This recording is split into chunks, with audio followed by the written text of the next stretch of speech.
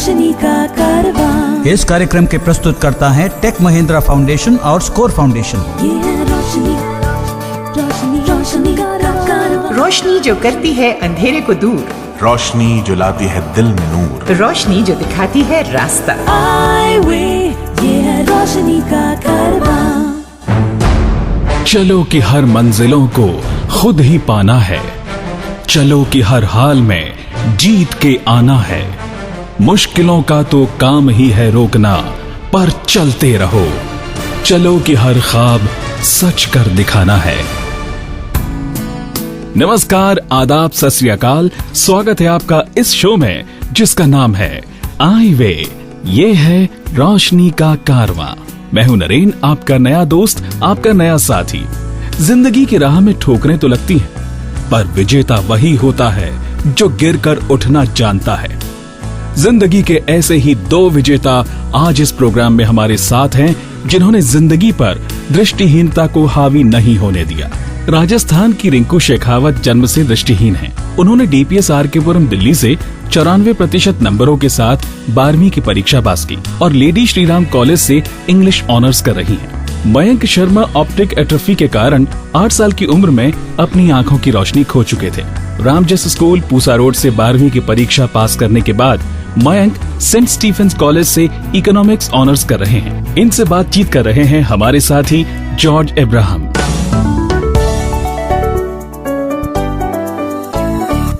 नमस्कार, मयंक शर्मा और रिंकू शेखावत, आपका हमारे कार्यक्रम में स्वागत है। मयंक, आपने स्कूल में क्या पढ़ा था? सर, मेरे पास कॉमर्स स्ट्रीम थी।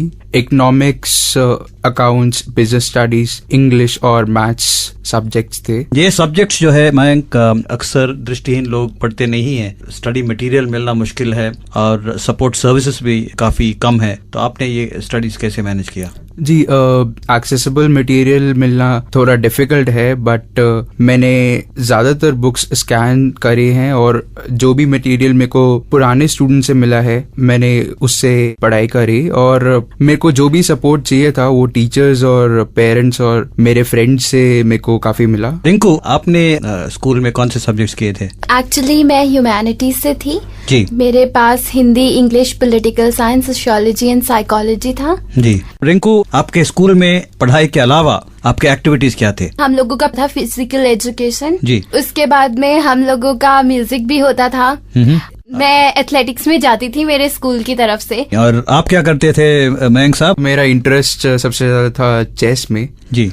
तो मैंने अपनी स्कूल टीम को फॉर 4 years रिप्रेजेंट किया था। Wow. Rinku, Mayank, college life शुरू हुआ है, एक नया चैप्टर आपके जिंदगी में। कॉलेज लाइफ में अभी तक आपका सफर कैसा रहा मयंक? स्कूल से अगर कंपेयर करूं तो it has been a very different experience. हाँ जी। तो अभी जो भी क्लासेस होती है वो फुली एंजॉय करता हूँ जी। अभी सारे सोसाइटीज को इंट्रोड्यूस किया जा रहा है जी। एक एक्टिविटी है हमारे कॉलेज में, वॉल क्लाइंबिंग। हाँ। और we can say rock climbing जी। तो मैं उसके लिए अभी अटेम्प्ट्स कर रहा हूँ। मैं प्लान कर रहा हूँ इंग्लिश लिटरेचर सोसाइटी और डिबेटिंग सोसाइटी और म्यूजिक सोसाइटी ज्वाइन करने के लिए। Very good, very good. Rinku, आपका क्या एक्सपीरियंस रहा है इस कॉलेज में? What are your plan? I have already joined NSO, national sports organisation. जी। एक चीज और पूछना चाहूंगा, आप लोग फिल्म्स देखते हैं? जी, मैं तो बहुत देखती हूँ। आपके फेवरेट एक्टर एक्ट्रेस कौन है? Salman Khan and Katrina Kaif. Very good. I love. तो आप मनोरंजन के लिए क्या करते हैं? I am more into poetry. Poetry? हाँ, तो आप कविता लिखते भी हैं? सही है। कुछ पेश करेंगे? इस पोएम का नाम है dedication to a bird, a sweet dedication to a little bird on the edge of the 7th perch she sits, knits a tune she has never heard and also a nest that befits. Look there, she sings a song. If you can, try to sing along. Very nice. और ये little bird कौन है? कोई चिड़िया है या कोई और स्पेशल कोई है? ये मेरी एक फ्रेंड है। शी वॉज इन 7th जी। जब मैंने इसके लिए लिखा, तभी 7th perch। अच्छा। मैंने एज अ फेयरवेल सॉन्ग उनके लिए लिखा था। बहुत खूब, बहुत खूब। भविष्य के बारे में आपने क्या सोचा है रिंकू? आप क्या बनना चाहते हैं जिंदगी में? after my graduation, I'll gonna do my post graduation in English only. Ji. Either I go for post graduation or I'm thinking to go in journalism.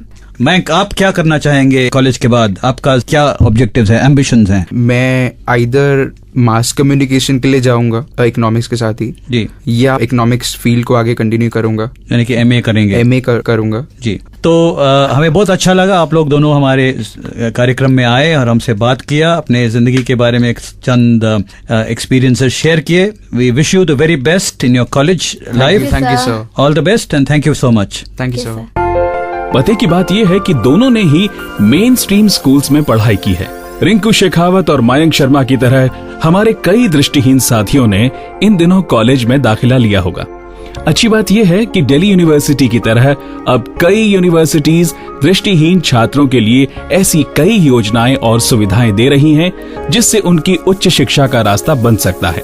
और ये संभव हुआ यूनिवर्सिटी ग्रांट्स कमीशन यानी यूजीसी द्वारा रिकमेंडेड HEPSN स्कीम यानी higher education for persons with special needs scheme के कारण. इस HEPSN स्कीम के तहत कई कॉलेज दृष्टिबाधित छात्रों के लिए रीडिंग सॉफ्टवेयर वाले कंप्यूटर्स, अल्प दृष्टि वाले छात्रों के लिए देखने पढ़ने के उपकरण, स्कैनर्स, मोबिलिटी डिवाइसेज जैसी सुविधाएं मुहैया करा रहे हैं. मतलब यह है कि हमारे दृष्टिबाधित साथी अपने सपनों को पूरा करने में अब और भी ज्यादा सक्षम हो सकते हैं. अधिक जानकारी के लिए हमारे आईवे हेल्प डेस्क 011-460-70380 पर सोमवार से शुक्रवार के बीच सुबह 10 बजे से शाम 5:30 बजे तक हमें कॉल कर सकते हैं या हमारी वेबसाइट www.iway.org पर विजिट कर सकते हैं. इस दुनिया में उन लोगों के लिए कुछ भी करना आसान हो जाता है जो बाधाओं से घबराकर हार नहीं मानते, और ऐसे ही लोग बनते हैं हाईवे मिसाल जिंदगी के. कर्नाटक के तुमकुर जिले के तिपतूर शहर के लिंगाराजू को उसके माता पिता जब भरतनाट्यम सिखाने के लिए डांस टीचर के पास ले गए तो पास पड़ोस के कई लोगों को बहुत आश्चर्य हुआ. लिंगाराजू और डांस. एक 7 साल का बच्चा आंखों से पूरा दिखता भी नहीं, उसे भरतनाट्यम सिखाएंगे? कैसे माँ बाप हैं? Wastage of time and energy. अल्प दृष्टिहीन लिंगाराजू की उम्र अब 22 साल की हो गई है. पिछले 1 साल से वो समर्थनम जैसी प्रसिद्ध संस्था के साथ काम करते हुए उनके सुनधा डांस ट्रूप से भी जुड़ा हुआ है. National dance competition for the visually impaired 2010 का चैंपियन डांसर लिंगाराजू देश के हम्पी और अनिगुंडी फेस्टिवल्स जैसे प्रेस्टिजियस इवेंट्स के साथ साथ ऑस्ट्रेलिया और इटली में भी डांस परफॉर्मेंस दे चुका है. और हाँ, अपने डांस ट्रूप के साथियों के साथ लिंगाराजू अभी अमेरिका में परफॉर्म करने के बाद घर लौटा है. लिंगाराजू जैसे लोग मिसाल हैं इस जज्बे की कि अगर पैशन हो तो आगे बढ़ने से कोई नहीं रोक सकता. और अब करते हैं काम की बातें. ये तो आप जानते ही हैं कि बच्चे का बेसिक डेवलपमेंट शुरुआती 5 वर्षों में होता है. अगर आपका बच्चा विजुअली इम्पेयर्ड है, दृष्टिहीन है, तो आप दुखी होने की बजाय इस बात पर ज्यादा ध्यान दें कि किस तरह आपका बच्चा ज्यादा सक्षम, आत्मनिर्भर और इंडिपेंडेंट बने. इन सम केसेस जब माँ बाप को पता चलता है कि उनके बच्चे की आंखों में प्रॉब्लम है तो वो हर संभव ट्रीटमेंट के लिए भागते फिरते हैं. पर इस बीच बच्चे से इंटरैक्शन भी होते रहना चाहिए, वरना उसका विकास रुक जाएगा. हर बच्चे की तरह उसे भी माँ के प्यार और परिवार के सपोर्ट की जरूरत है. याद रखिए, आपका बच्चा पहले एक बच्चा है और बाद में दृष्टिहीन. आपने भी किसी बच्चे से पूछा होगा, बच्चे तुम्हें क्या क्या पसंद है? जवाब भी मिला होगा. हमने भी पूछा, बच्चे ने पूरी मासूमियत से जवाब भी दिया, कुछ इस तरह. कहता है दिल. मेरा नाम रजत पांचाल है. मैं 3rd क्लास में पढ़ता हूँ. मेरे को खेलना पसंद, पढ़ना पसंद है और मैं घूमता भी हूँ. मेरे को स्पोर्ट में सबसे ज्यादा क्रिकेट पसंद है और मेरे स्कूल में दोस्त भी हैं अच्छे और हमारे टीचर हमको अच्छे से पढ़ाते हैं, इसलिए हम आगे बढ़ पाते हैं. हालांकि रजत पांचाल जन्म से दृष्टिहीन है, लेकिन बच्चे तो बच्चे ही होते हैं. क्यों ना हम समाज में ऐसा माहौल पैदा करें ऐसा सपोर्ट सिस्टम खड़ा करें जिसमें हर बच्चे का आज और आने वाला कल एक जैसा ही हो। अब जरा अपने तरीके पर बात करते हैं, जो है द राइट वे। उस दिन ना उसे देखकर तो मैं अपनी हंसी ही रोक नहीं पाई। तुम्हें क्या हो गया? अच्छा नहीं लग रहा है यार। क्या? यार हम तो यहाँ बैठे हैं और ये ब्लाइंड बंदा खड़ा है। धर्म भी कहता है अपाहिजों की मदद करनी चाहिए। उस बेचारे को सीट दे देते हैं ना। अरे यार मुश्किल से तो सीट मिली है और तू है कि ओ भाई साहब आप यहाँ बैठ जाइए। It's okay. बैठ जाओ भाई। पर क्यों? अजीब आदमी है। हम एक गुड सिटीजन के नाते मदद करना चाहते हैं और ये कहता है क्यों। बैठ जाओ भाई, सीट दे रहे हैं। अरे भाई किसी को खड़े होने में दिक्कत हो, बीमार हो तो यहाँ आ जाए। मैडम सीट दे रही हैं। कोई है? अरे आप बैठो ना, रिश्तेदारों को क्यों बुला रहे हो? पर मैं ही क्यों? समझा करो, आप देख नहीं सकते ना इसलिए। क्यों क्यों पूछे जा रहे हो? वो इसलिए मैडम मैं देख नहीं सकता, पर मेरी टांगे तो तंदुरुस्त हैं।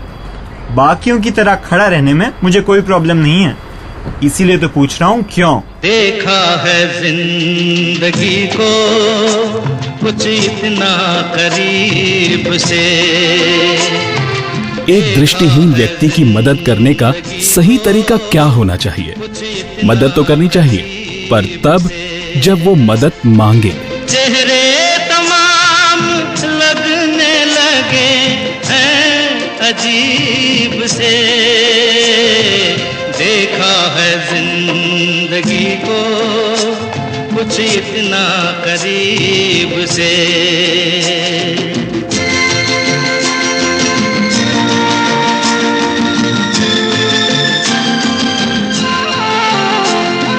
कहने को दिल की बात जिन्हें ढूंढते थे हम,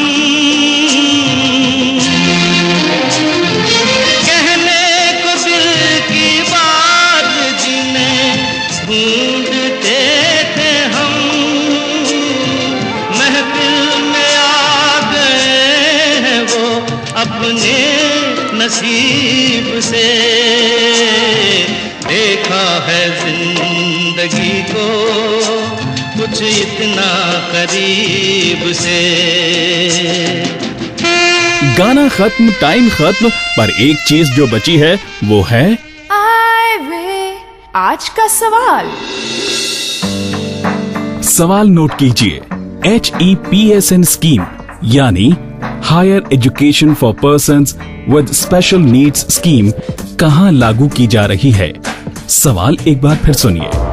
HEPSN स्कीम यानी higher education for persons with special needs scheme कहां लागू की जा रही है? A. अस्पतालों में, B. रेलवे स्टेशन पर, या C. कॉलेजों और यूनिवर्सिटी में? अपना जवाब हमें 5 दिनों के अंदर 9968 329 329 यानी 9968 329 329 नंबर पर SMS कर दें या फिर मेल करें radio@iway.org पर। जवाब के साथ अपना नाम पता लिखना न भूलें। लकी ड्रॉ से चुने गए विजेता को मिलेगा एक आकर्षक उपहार। इसी के साथ दीजिए इजाजत। अगले हफ्ते इसी दिन इसी समय आपसे फिर मुलाकात होगी। नमस्कार। ये है रोशनी का कारवां। इस कार्यक्रम के प्रस्तुतकर्ता थे टेक महिंद्रा फाउंडेशन और स्कोर फाउंडेशन।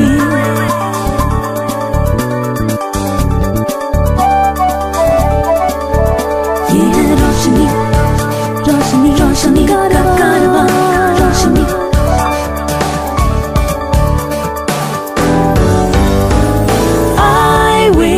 ये है रोशनी का कारवां।